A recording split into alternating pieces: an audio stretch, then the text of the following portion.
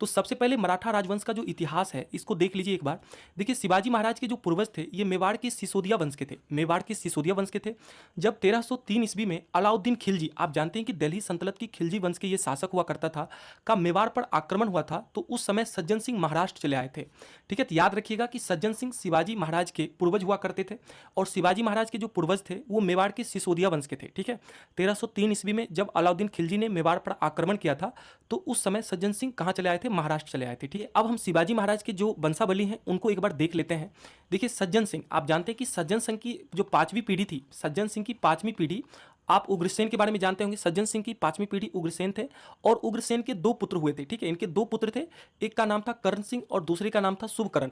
देखिए जो शुभकर्ण थे इन्हीं को भोसले कहा जाता था। ठीक है, ये भोसले कहलाए और इन्हीं के वंशज थे शिवाजी महाराज। ठीक है, शुभकर्ण के पुत्र हुए बालाजी भोसले और बालाजी भोसले के पुत्र हुए मालेजी। ठीक है, तो याद रखिएगा कि सज्जन सिंह की पांचवी पीढ़ी उग्रसेन थे, उग्रसेन के दो पुत्र हुए थे कर्ण सिंह और शुभकर्ण। शुभकर्ण के जो वंशज थे ये भोसले कहलाए और शुभकर्ण के जो पुत्र थे बालाजी भोसले थे और इनके पुत्र थे माले जी। आगे देखिए, फिर माले जी के दो पुत्र हुए थे, माले जी के दो पुत्र थे, एक शाहजी भोसले थे और सरफजी भोसले थे। ठीक है, तो शाहजी भोसले के वंशज थे आपके शिवाजी महाराज। देखिए शाहजी भोसले के फिर इन्होंने दो शादी की थी। ठीक है, शाहजी भोसले दो शादी किए थे और याद रखिएगा कि इनकी जो पहली शादी हुई थी जीजाबाई से हुई थी और दूसरी शादी तुकाबाई मेहते से हुई थी। ठीक है, और जीजाबाई कौन थी, याद रखिएगा ये देवगिरी के यादव लाखूजी यादव राव की पुत्री हुआ करती थी। तो जीजाबाई से जन्म हुआ था शिवाजी महाराज का। ठीक है, तो ये रहा आपके शिवाजी महाराज का जो पूरा एक वंशावली है, ये वंशावली है। ठीक है, एक बार फिर से अगर रिपीट करना चाहते हैं तो आप रिपीट कर लीजिए। देखिए शिवाजी महाराज के जो पूर्वज थे ये सिसोदिया वंश के थे। 1303 ईस्वी में जब अलाउद्दीन खिलजी का मेवाड़ पर आक्रमण हुआ था तो जो सज्जन सिंह थे ये महाराष्ट्र चले आए थे। देखिए सज्जन सिंह की पांचवी पीढ़ी उग्रसेन हुए थे, उग्रसेन के दो पुत्र थे, एक कर्ण सिंह एक शुभकर्ण। शुभकर्ण के जो वंशज कहलाए ये भोसले कहलाए, इसी वंश से शिवाजी महाराज ताल्लुक रखते हैं। और शुभकर्ण के पुत्र बालाजी भोसले हुए, इनके पुत्र हुए थे माले जी।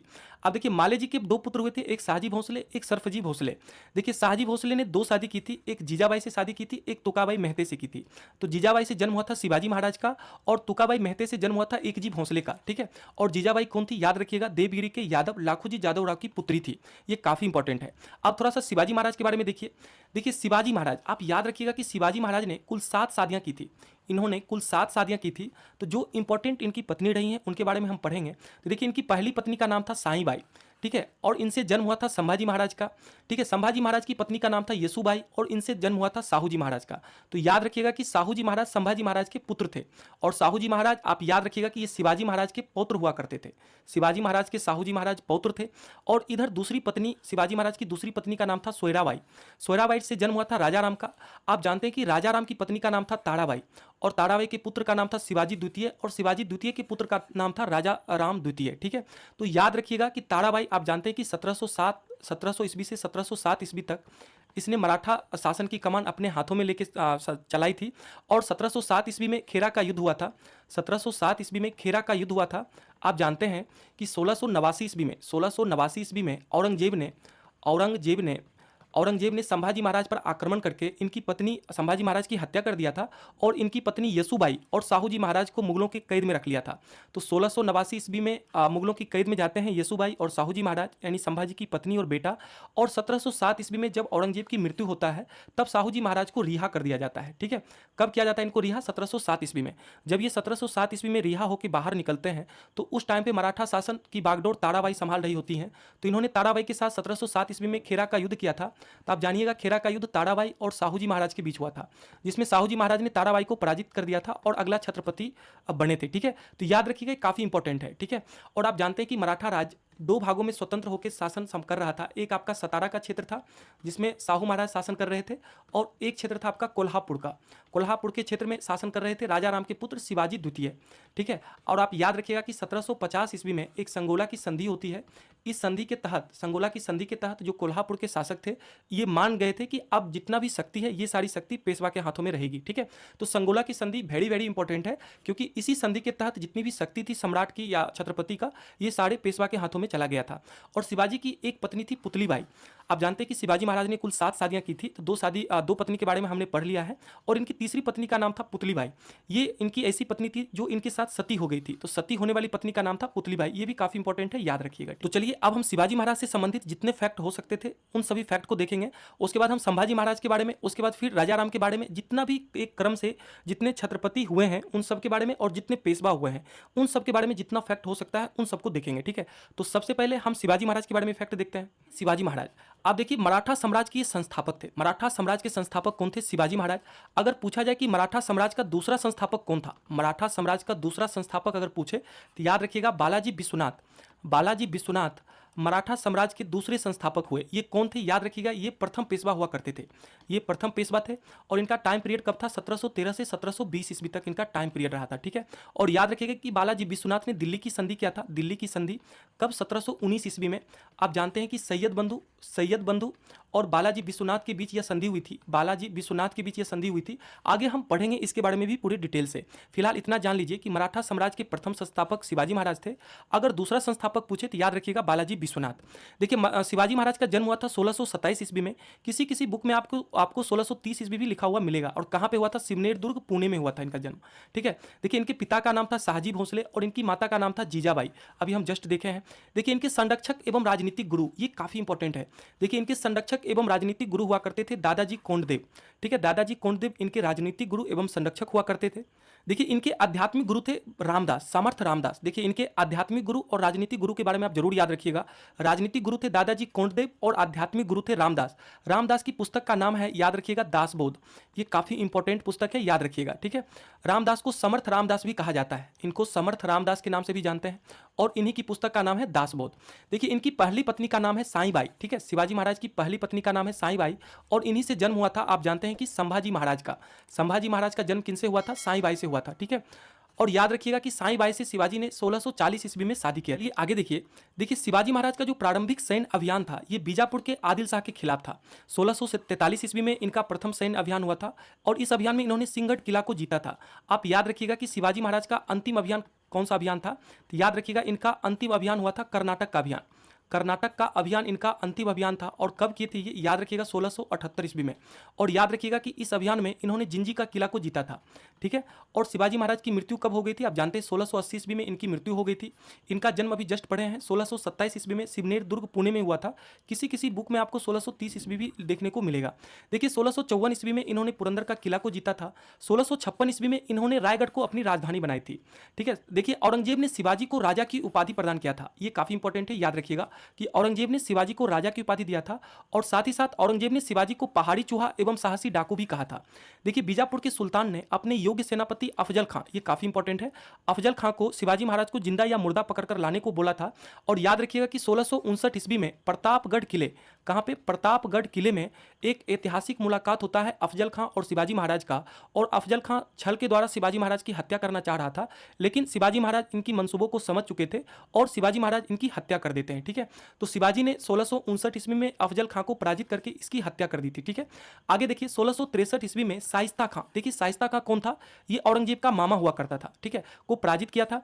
देखिए सूरत की प्रथम लूट, याद रखिएगा काफी इंपॉर्टेंट है, शिवाजी महाराज की सूरत की प्रथम लूट 1664 ईस्वी को हुई थी और दूसरी बार इन्होंने सूरत को लूटा था 1670 ईस्वी में। आगे देखिए पुरंदर की संधि, काफी इंपॉर्टेंट है। पुरंदर की संधि 22 जून 1665 ईस्वी को कछवाहा राजा जयसिंह एवं शिवाजी के मध्य हुआ था।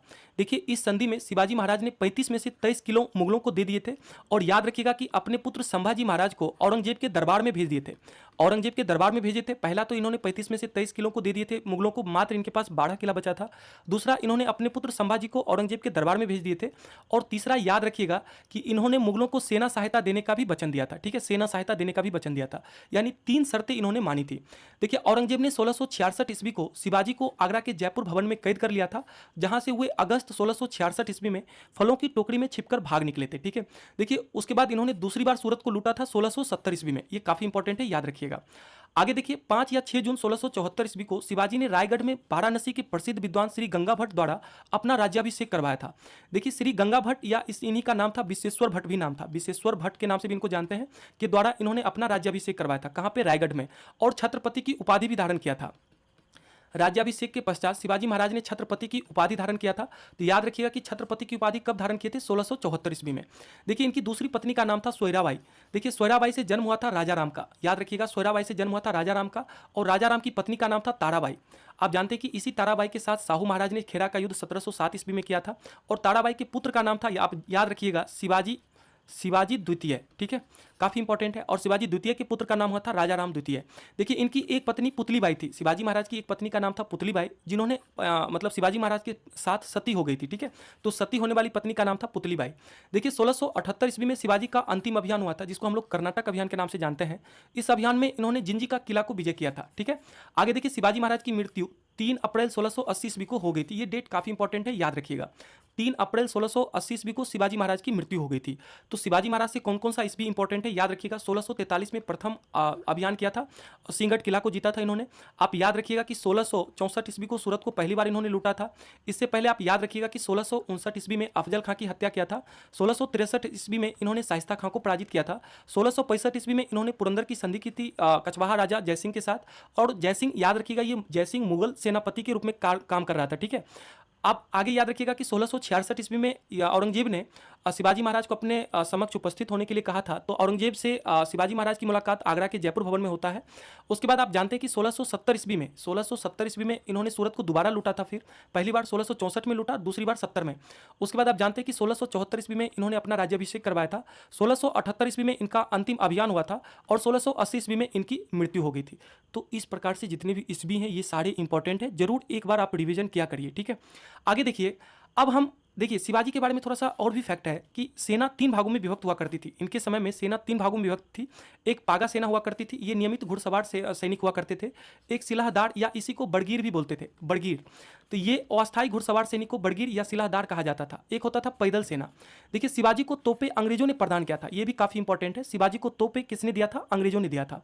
देखिए इनके समय उपज का 33% भू राजस्व के रूप में वसूल किया जाता था, जो कि बढ़कर बाद में 40% हो गया था। ये भी काफी इंपॉर्टेंट है, याद रखिएगा। तो शिवाजी को तोपे देने वाला कौन था? अंग्रेज था। और शिवाजी की सेना 3 भागों में विभक्त थी। एक पागा सैनिक, जिसको नियमित घुड़सवार सैनिक बोलते हैं, एक सिलाहदार, जिसको अस्थायी घुड़सवार सैनिक बोलते हैं, एक पैदल सेना। ठीक है, आगे देखिए, मराठा राज्य के अंतर्गत 2 प्रकार के क्षेत्र हुआ करते थे। ये काफी इंपॉर्टेंट है।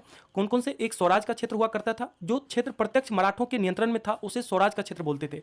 देखिए स्वराज के क्षेत्र से चौथ एवं सरदेशमुखी नहीं लिया जाता था। ये चौथ एवं सरदेशमुखी एक प्रकार का कर था, जो हम आगे पढ़ेंगे। देखिए अगला क्षेत्र था मुक्तई, इसको मूल के कदीम के नाम से भी जानते हैं। देखिए ये जो क्षेत्र था ये मुगलों के अधीन था, पर मराठा उस पर दावा करते थे। इस क्षेत्र से मराठा चौथ एवं सरदेशमुखी वसूल करते थे। देखिए चौथ भू राजस्व का 1/4 हिस्सा होता था, और सरदेशमुखी 1/10 हिस्सा यानी 10% हुआ करता था। जरूर याद रखिएगा। और चौथ और सरदेशमुखी स्वराज क्षेत्र से नहीं लिए जाते थे। तो 2 प्रकार के मराठा राज्य के अंतर्गत 2 प्रकार के क्षेत्र थे, स्वराज और मुक्तई। तो मुक्तई क्षेत्र से चौथ और सरदेशमुखी वसूला जाता था। स्वराज क्षेत्र पर मराठों का सीधा नियंत्रण था, और मुक्तई क्षेत्र जो था ये मुगलों के अधीन था, लेकिन मराठा उस पर दावा किया करते थे, और इस क्षेत्र से मराठा चौथ और सरदेशमुखी वसूल करते थे। आगे देखिए चौथ के बारे में समझिए। देखिए ये भू राजस्व का 1/4 भाग हुआ करता था, जो मराठों के उस क्षेत्र पर आक्रमण नहीं करने के लिए दिया जाता था। देखिए मराठा का कहना था कि हम आप पर आक्रमण नहीं करेंगे, लेकिन इसके लिए आपको चौथ देना पड़ेगा, यानी भू राजस्व का 1/4 भाग आपको देना पड़ेगा। उसके बाद सरदेशमुखी। देखिए सरदेशमुखी 10% का अतिरिक्त भार था, जो उस क्षेत्र से लिया जाता था, जो मुगलों के अधीन था, पर मराठा उस पर दावा किया करते थे।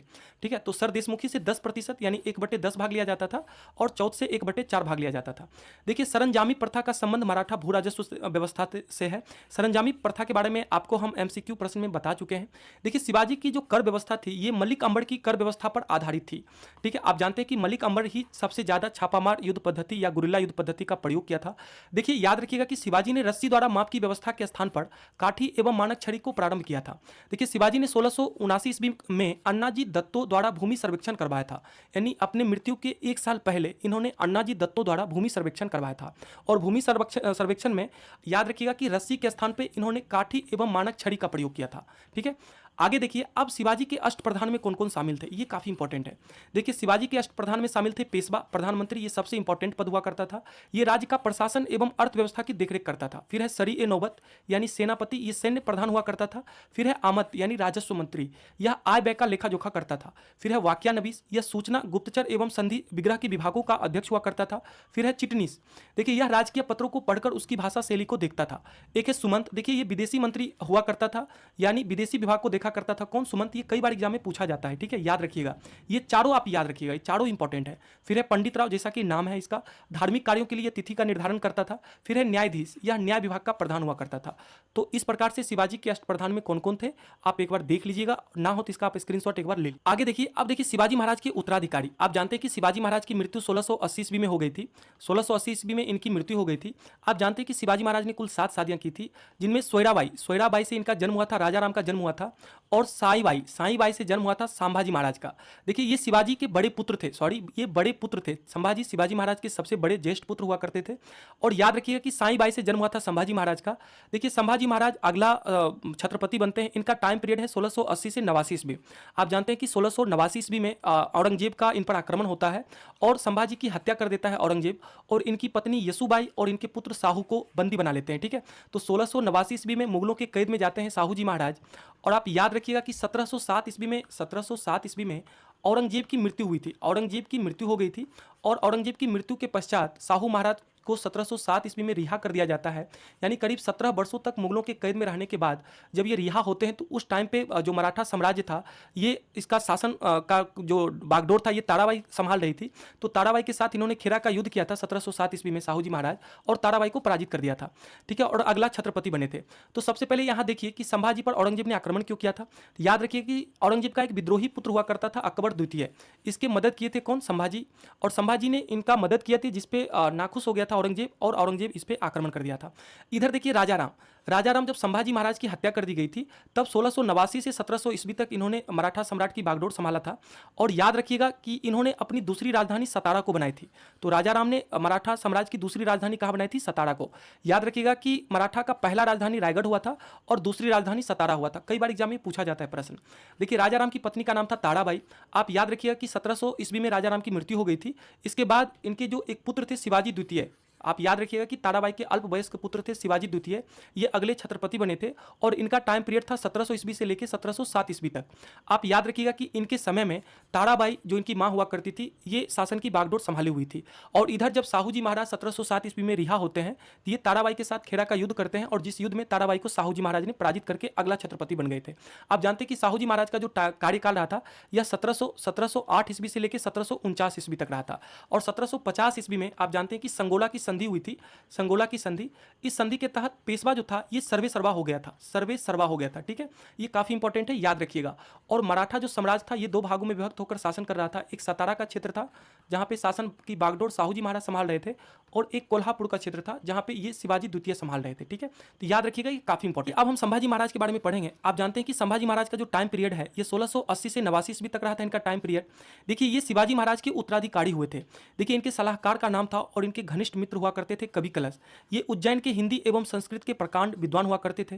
देखिए 1689 ईस्वी में औरंगजेब ने अपने विद्रोही पुत्र अकबर की मदद करने के कारण संभाजी पर आक्रमण किया था। तो याद रखिएगा कि औरंगजेब का एक विद्रोही पुत्र अकबर हुआ करता था जिसका मदद किए थे संभाजी, जिस कारण से औरंगजेब ने 1689 ईस्वी में इन पर आक्रमण किया था। और मुगल सेनापति कौन था? याद रखिएगा मखर्रब खान ने संभाजी एवं कवि कलश को गिरफ्तार कर उनकी हत्या कर दी थी, ठीक है। तो इस प्रकार से कवि कलश जो इनके घनिष्ठ मित्र और इनके सलाहकार हुआ करते थे, संभाजी के सलाहकार हुआ करते थे, इनकी भी हत्या हो गई थी, ठीक है। और याद रखिएगा कि संभाजी की हत्या के तत्पश्चात इनकी पत्नी, आप जानते हैं इनकी पत्नी का नाम क्या था? यसुबाई। संभाजी की पत्नी का नाम यसुबाई, और इनके पुत्र साहू महाराज को गिरफ्तार कर लिया था। कौन? याद रखिएगा मुगल बादशाह औरंगजेब। और इनको गिरफ्तार करने के बाद याद रखिएगा कि करीब 17 वर्षों तक मुगलों को कैद में रहे थे कौन? साहू जी महाराज। और 1707 ईस्वी में जब औरंगजेब की मृत्यु होता है तब इन्हें रिहा कर दिया जाता है। देखिए इनका उत्तराधिकारी, संभाजी महाराज का उत्तराधिकारी हुए राजाराम। आप जानते हैं कि राजाराम शिवाजी महाराज की दूसरी पत्नी के पुत्र हुआ करते थे।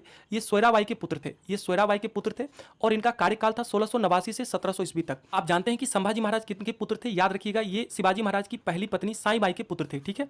याद रखिएगा ये सारे। आगे देखिए संभाजी महाराज के उत्तराधिकारी हुए राजाराम। देखिए इनका टाइम पीरियड रहा 1689 से 1700 ईस्वी तक। देखिए ये सोयराबाई के पुत्र थे।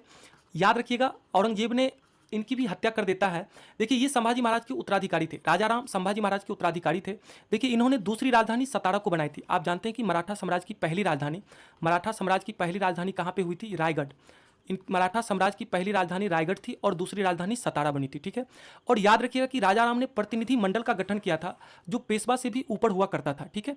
देखिए मुगलों से संघर्ष करते हुए 2 मार्च 1700 ईस्वी में ये मारे गए थे राजा राम। देखिए इनकी मृत्यु के पश्चात इनकी विधवा ताराबाई अपने 4 वर्षीय पुत्र शिवाजी द्वितीय का राज्याभिषेक करवाकर मराठा साम्राज्य की वास्तविक संरक्षिका बन गई थी, ठीक है, याद रखिएगा। देखिए 1707 ईस्वी में औरंगजेब की मृत्यु होता है। इसके पश्चात बहादुर शाह प्रथम जो अगला मुगल बादशाह, इसको मुअज्जम के नाम से भी जानते हैं, आप जानते हैं कि इसे बूढ़ा बादशाह भी कहा जाता है। तो मुगल पर हमने एक वीडियो कंप्लीट बनाया है, अगर अभी तक आपने उसको नहीं देखा है तो जरूर देखिए। उसमें हमने बहादुर शाह प्रथम के बारे में जितने फैक्ट थे सारे फैक्ट हमने बताए हैं। देखिए 1707 ईस्वी में जब औरंगजेब की मृत्यु हो गई थी तो इसके पश्चात बहादुर शाह प्रथम ने शाहू महाराज को रिहा कर दिया था। आप जानते हैं कि शाहू महाराज संभाजी के पुत्र थे और 1689 ईस्वी में संभाजी की हत्या करके औरंगजेब ने शाहू महाराज और इनकी जो माँ थी यशुबाई, यानी संभाजी की जो पत्नी थी यशुबाई और संभाजी के पुत्र शाहू को गिरफ्तार कर लिया था। और इधर आप देखिए जब 1707 ईस्वी में औरंगजेब की मृत्यु होता है तो इस शाहू महाराज को रिहा कर दिया जाता है।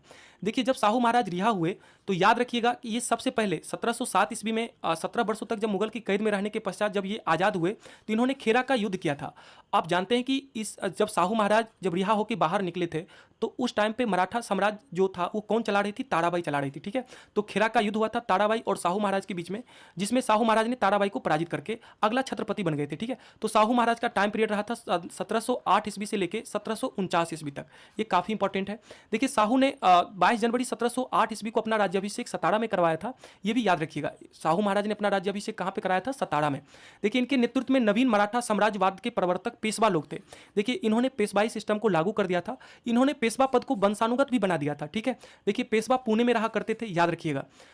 अब देखिए शाहू महाराज, देखिए प्रथम पेशवा, याद रखिएगा इन्होंने पेशवाई सिस्टम को शाहू महाराज ने शुरू किया था और प्रथम पेशवा बने थे बालाजी विश्वनाथ, काफी इंपॉर्टेंट है। देखिए मराठा साम्राज्य 2 भागों में विभक्त होकर शासन कर रहे थे, एक शाहू का भाग था सतारा और शिवाजी द्वितीय कोल्हापुर में शासन कर रहे थे।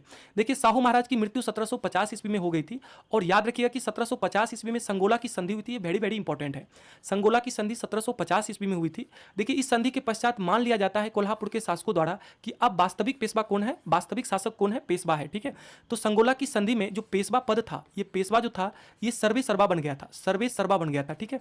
और इस पेशवा पद को भी समाप्त कर दिया जाता है कब, याद रखिएगा, इसे भी समाप्त कर दिया जाता है 1818 ईस्वी में, ठीक है। याद रखिएगा ये सारे फैक्ट काफी इंपॉर्टेंट है। आगे देखिए आप कौन कौन से पेशवा हुए हैं जरूर याद रखिएगा। देखिए पेशवा का क्रम एग्जाम में पूछा जाता है।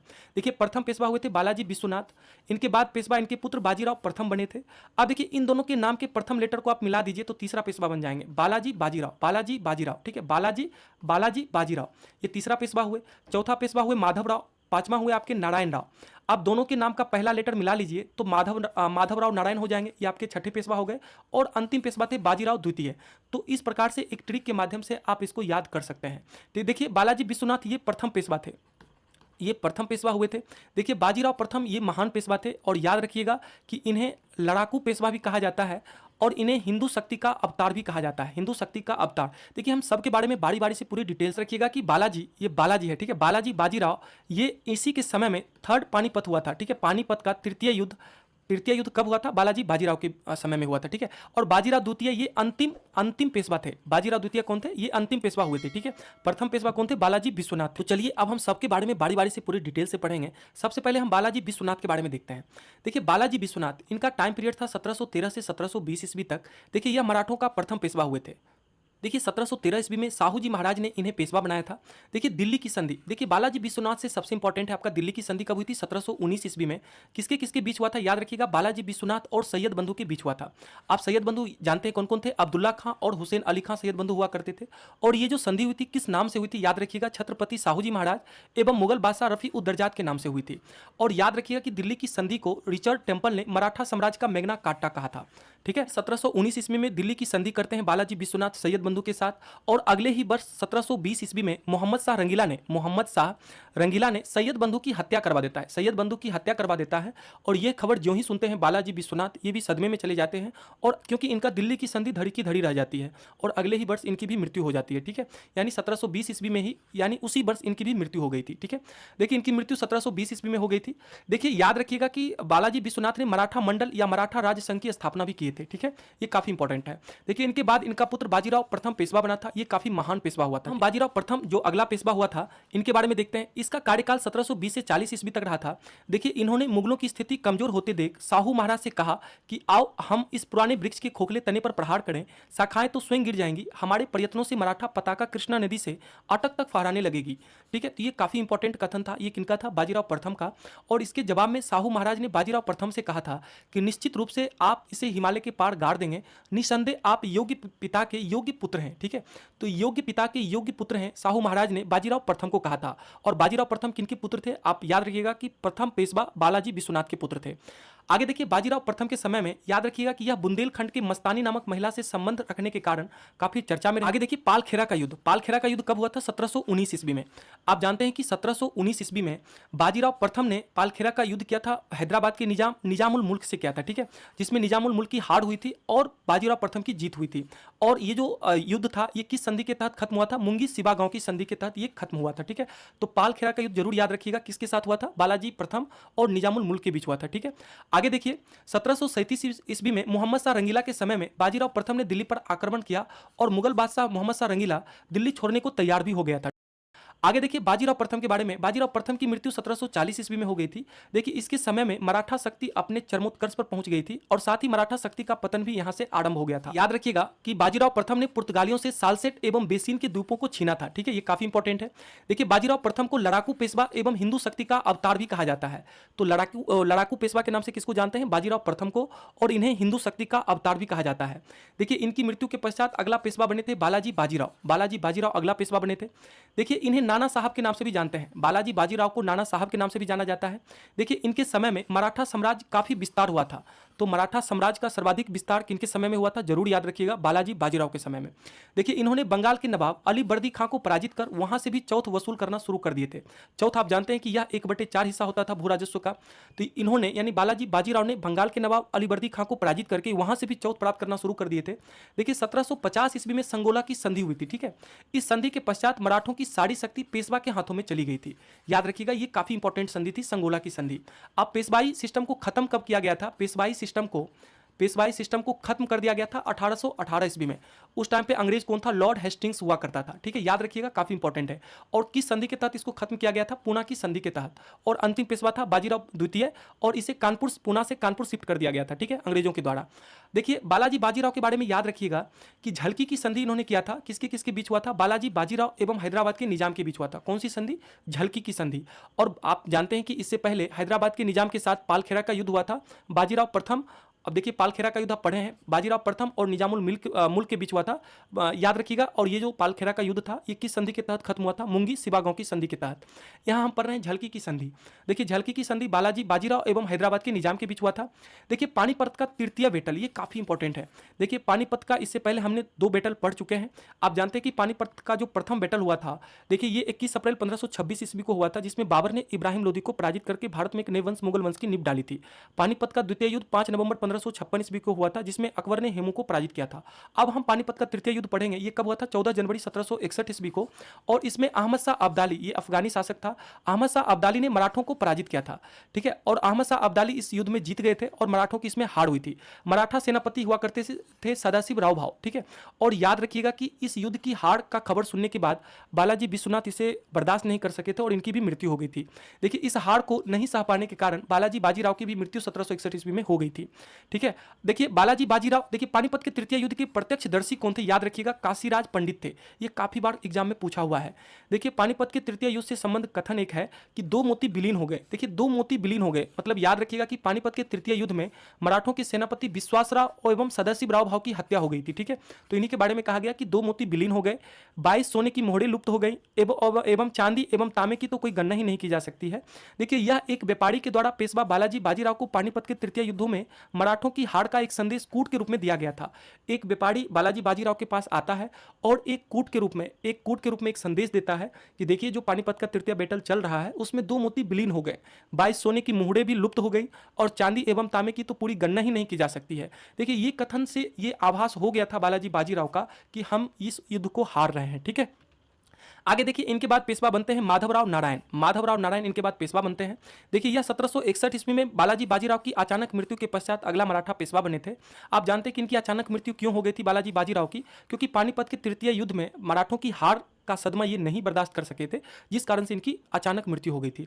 आप अचानक मृत्यु एक आप याद रखिएगा प्रथम पेशवा बालाजी विश्वनाथ का भी हुआ था, ठीक है, याद रखिएगा। उनके बारे में आप थोड़ा सा जो कुछ भी अभी तक जाने हैं आप खुद से वीडियो को रोक के लिखने का प्रयास करिए। देखिए माधवराव नारायण के बारे में देखिए, इन्होंने मराठों की खोई हुई प्रतिष्ठा को पुनः प्राप्त करने का प्रयास किया था। कौन? माधवराव नारायण। देखिए इन्होंने ईस्ट इंडिया कंपनी की पेंशन पर रह रहे मुगल बादशाह शाह आलम द्वितीय को पुनः दिल्ली की गद्दी पर बैठाया था। ये काफी इंपॉर्टेंट फैक्ट है, याद रखिएगा। माधवराव नारायण प्रथम से काफी इंपॉर्टेंट फैक्ट है आपका कि इन्होंने ईस्ट इंडिया कंपनी की पेंशन पर रह रहे मुगल बादशाह शाह आलम द्वितीय को पुनः दिल्ली की गद्दी पर बैठाया। देखिए मुगल बादशाह अब मराठों का पेंशनकारी बन गया था। आलम द्वितीय अभी तक अंग्रेजों का पेंशनकारी बनकर रह रहा था, लेकिन माधवराव नारायण प्रथम के समय में यह मुगल बादशाह यह अब मराठा का पेंशनकारी बन गया था। यह अब अंग्रेजों से छुटकर मराठों का पेंशनकारी बन गया था और यही माधवराव नारायण ने इसे ईस्ट इंडिया कंपनी की पेंशन पर रह रहे मुगल बादशाह शाह आलम द्वितीय को दिल्ली की गद्दी पर बैठाया था। आप जानते हैं कि शाह आलम द्वितीय को अली गौहर के नाम से भी जानते हैं, अली गौहर के नाम से, ठीक है। और इसी के समय में बक्सर का युद्ध हुआ था 1764 ईस्वी में, जिसमें इसने भाग भी लिया था, ठीक है। देखिए माधवराव नारायण प्रथम के बाद अगला पेशवा बने थे नारायण राव। देखिए अब नारायण राव के बारे में ज्यादा फैक्ट नहीं बनता है। देखिए इनका कार्यकाल था 1772 से 73, मात्र 1 साल का इनका कार्यकाल रहा था। इनकी हत्या इनके चाचा रघुनाथ राव के द्वारा कर दिया गया था, ठीक है। इसके बाद अगला पेशवा बने थे माधवराव नारायण द्वितीय, ठीक है। आगे देखिए माधवराव नारायण द्वितीय के बारे में देखिए, पेशवा माधवराव नारायण द्वितीय की अल्प आयु के कारण मराठा राज्य की देखरेख के लिए 12 भाई सभा नाम की 12 सदस्यों की एक परिषद किया करती थी। ये काफी इंपॉर्टेंट फैक्ट है, याद रखिएगा कि पेशवा माधवराव नारायण द्वितीय की अल्प आयु के कारण मराठा राज्य की देखरेख 12 भाई सभा नाम की 12 सदस्यों की एक परिषद किया करती थी। देखिए इसे 12 भाई सभा के मुख्य सदस्य थे। इस 12 भाई सभा के मुख्य सदस्य हुआ करते थे महादाजी सिंधिया एवं नाना फडणवीस। देखिए नाना फडणवीस ये महालेखाकार भी हुआ करते थे, महालेखाकार थे और इसे मराठों का मैकियावेली के नाम से भी जानते, आगे पढ़ेंगे। देखिए नाना फडणवीस का वास्तविक नाम था बालाजी जनार्दन भानु, ये याद रखिएगा। नाना फडणवीस का वास्तविक नाम क्या था? बालाजी जनार्दन भानु था। देखिए इन्हें अंग्रेज जेम्स ग्रांट डफ ने मराठों का मैकियावेली कहा है। तो मराठों का मैकियावेली के नाम से किन्हें जाना जाता है? याद रखिएगा, नाना फडणवीस को जाना जाता है। माधवराव नारायण द्वितीय के बाद अगला पेशवा बना था राघोबा का पुत्र बाजीराव द्वितीय। देखिए ये अंतिम पेशवा हुआ था, ये अंतिम पेशवा हुआ था। तो चलिए अब हम बाजीराव द्वितीय के बारे में जितने फैक्ट हो सकते हैं उन सभी फैक्ट को देखते हैं। देखिए बाजीराव द्वितीय यह अंतिम पेशवा हुआ था। देखिए यह अंग्रेजों की सहायता से पेशवा बना था, यह अंग्रेजों की सहायता से पेशवा बना था। देखिए मराठा के पतन में सर्वाधिक इसका योगदान था, यानी मराठा के पतन में अगर सर्वाधिक योगदान किसी का था तो किसका था? बाजीराव द्वितीय का। और बाजीराव द्वितीय अंग्रेजों की सहायता से पेशवा बना था और यह अंतिम पेशवा था। देखिए यह अंग्रेजों के साथ सहायक संधि स्वीकार करने वाला प्रथम मराठा सरदार था। आप जानते हैं कि सहायक संधि को स्वीकार कौन करवाया था? आप जानते हैं लॉर्ड बेलेजली। लॉर्ड बेलेजली की सहायक संधि को स्वीकार करने वाला कौन था? मराठा पेशवा बाजीराव द्वितीय था। और कब क्या था? याद रखिएगा 1802 ईस्वी में, ठीक है। देखिए बाजीराव द्वितीय ने कोरेगांव एवं अष्टी के युद्ध में हारने के बाद फरवरी 1818 ईस्वी में मेलक्कम के सम्मुख आत्मसमर्पण कर दिया था और अंग्रेजों ने पेशवा के पद को समाप्त कर बाजीराव द्वितीय को पुणे से हटाकर कानपुर के निकट बिठूर में पेंशन पर जीने के लिए भेज दिया था और जहां 1853 ईस्वी में इसकी मृत्यु हो गई थी। तो इस प्रकार से 1818 ईस्वी में पेशवाई सिस्टम को पूर्णतः खत्म कर दिया जाता है और जो अंतिम पेशवा बाजीराव द्वितीय थे इन्हें कहां पे शिफ्ट कर दिया जाता है? कानपुर के निकट बिठूर में, ठीक है। और ये अंग्रेजों के पेंशनकारी बनने वाला अंतिम पेशवा हुआ था, ठीक है। और अंग्रेजों के पेंशनकारी बनने वाला ये अंतिम और प्रथम पेशवा थे, ठीक है। इसके बाद कोई पेशवा बना ही नहीं। इसकी मृत्यु 1853 ईस्वी में हो गई थी, ठीक है। देखिए अब देखिए आगे हम एक चार्ट को अच्छे से कवर करेंगे जिसमें आंग्ल मराठा युद्ध हुआ है। देखिए आंग्ल मराठा युद्ध, ये चार्ट काफी इंपॉर्टेंट है, ठीक है। देखिए प्रथम आंग्ल मराठा युद्ध हुआ था 1775 से 82 ईस्वी में। देख लिए आंग्ल मराठा युद्ध का मतलब हुआ अंग्रेजों का मराठों के साथ युद्ध, अंग्रेजों एवं मराठों के बीच जो युद्ध हुआ है इसी को आंग्ल मराठा युद्ध के नाम से जानते हैं। देखिए प्रथम आंग्ल मराठा युद्ध हुआ था 1775 से 82 ईस्वी में और उस टाइम पे पेशवा थे माधवराव नारायण। देखिए प्रथम आंग्ल मराठा युद्ध में 4 संधि हुई थी, जिसमें सूरत की संधि 1775 ईस्वी में, पुरंदर की संधि 1776 ईस्वी में, बड़गांव की संधि हुई थी 1779 ईस्वी में और सालाबाई की संधि हुई थी 1782 ईस्वी में, ठीक है। तो ये काफी इंपॉर्टेंट संधि थी सारे। सालाबाई की संधि जरूर याद रखिएगा कि इसी संधि के तहत प्रथम आंग्ल मराठा युद्ध की समाप्ति हुई थी, ठीक है। आगे देखिए द्वितीय आंग्ल मराठा युद्ध, ये कब हुआ था? 1803 से 5 ईस्वी के बीच हुआ था और उस टाइम पे पेशवा कौन थे? बाजीराव द्वितीय, यानी अंतिम पेशवा थे। आप याद रखिएगा कि द्वितीय आंग्ल मराठा युद्ध और तृतीय आंग्ल मराठा युद्ध में जो पेशवा थे ये बाजीराव द्वितीय थे और प्रथम आंग्ल मराठा में पेशवा थे माधवराव नारायण थे। ठीक है, देखिए द्वितीय आंग्ल मराठा युद्ध 1803 से 1805 ईस्वी तक हुआ था। देखिए इसमें कौन कौन सी संधि हुई थी? बसीन की संधि 1802 ईस्वी में, देवगांव की संधि हुई थी 1803 ईस्वी में, सुरजी अर्जुन गांव की संधि हुई थी 1803 ईस्वी में, और राजापुर घाट की संधि हुई थी 1804 ईस्वी में। द्वितीय आंग्ल मराठा युद्ध में जितने भी संधि हैं इन सब में इंपॉर्टेंट है आपका बसीन की संधि। देखिए बसीन की संधि 1802 ईस्वी में हुआ था। देखिए इस संधि के पश्चात मराठा अपने ही स्वतंत्रता से वंचित हो गए थे। ठीक है, आप जानते हैं कि 1802 ईस्वी में ही लॉर्ड वेलेस्ली की सहायक संधि को स्वीकार कर लिया था कौन? बाजीराव द्वितीय। अगला देखिए तृतीय आंग्ल मराठा युद्ध पेशवा बाजीराव द्वितीय के समय में हुआ था। 1817 से 19 ईस्वी नहीं, 1817 से 18 ईस्वी तक हुआ था ये। देखिए इसमें नागपुर की संधि 1816 ईस्वी में हुई थी, ग्वालियर की संधि 1817 में, पूना की संधि 1817 में हुई थी, और मंदसौर की संधि हुई थी 1818 ईस्वी में। सबसे अंतिम में हुई थी मंदसौर की संधि। ठीक है, देखिए पूना की संधि के तहत याद रखिएगा कि पेशवा पद को समाप्त कर दिया गया था। पेशवा पद को समाप्त कर दिया गया था किस संधि के तहत? पूना की संधि के तहत। आप याद रखिएगा कि जो संगोला की संधि थी, संगोला की संधि के तहत 1750 में हुआ था संगोला की संधि, और इस संधि में पेशवा पद जो था ये सर्वे सर्वा हो गया था, ये सर्वे सर्वा हो गया था, और मराठा जो छत्रपति हुआ करते थे उसे एक महापौर के रूप में मात्र रखा गया था। और याद रखिएगा कि पेशवा पद को समाप्त कब कर दिया गया था? 1818 ईस्वी में। काफी इंपॉर्टेंट है, 1818 ईस्वी में पेशवा पद